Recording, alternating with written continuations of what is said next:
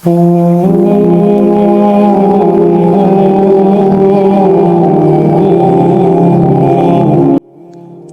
वालेकुम रहमतुल्लाहि व बरकातुहू। रमज़ानुल मुबारक 16 रमज़ान तारीख के झरोकों में हमने ये प्रोग्राम शुरू किया है कि हम तारीख के औरात में झांकते हैं जहाँ पे वक्त खामोश पड़ा है, लेकिन उस वक्त का जो रमज़ान था उस दिन क्या हुआ था।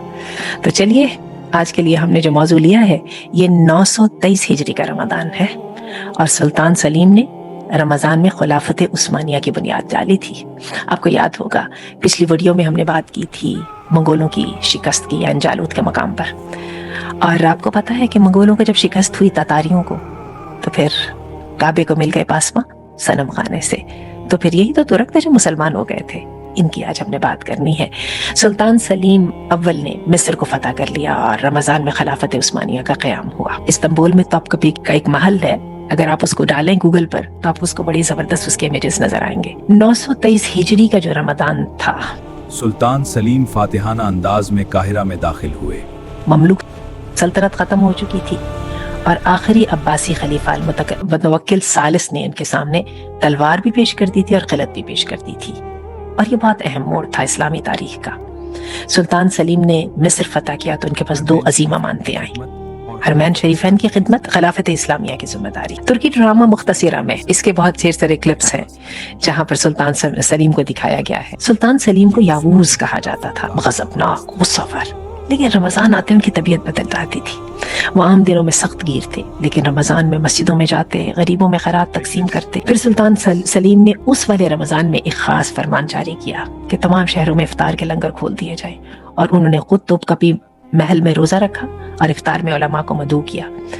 उनका ये कहना था कि रमज़ान में उम्मत मुस्लिमा का इत्तेहाद ज़रूरी है। सुल्तान सलीम ने काहिरा में दाखिल होकर जुमा की नमाज पढ़ी और खुतबा जुमा उन्हीं के नाम से पढ़ा गया। ये पहला मौका था कि उस्मानी खलीफा का खुतबा हरमैन शरीफैन में पढ़ा गया हो। मशहूर हिस्टोरियन वॉन हामर कहता है कि सुल्तान सलीम ने आखिरी अब्बासी खलीफा से खिलाफत की वो शिआर जो थे, वो कुछ चीज़ें लीं और फिर उन्हें इस्तांबुल भेज दिया। खुद खलीफा तो नहीं बने, लेकिन खलीफा का लक़ब इस्तेमाल किया और यहाँ से उस्मानी खिलाफत का आगाज होता था। मक्का और मदीना के पर उस्मानियों का कब्जा हो गया। सुल्तान सलीम ने हरमैन शरीफैन की खिदमत को अपना सबसे बड़ा एहसास समझा। उन्होंने मक्का और मदीना के लिए खासूसी औकाफ कायम किए जो सदियों तक जारी रहे।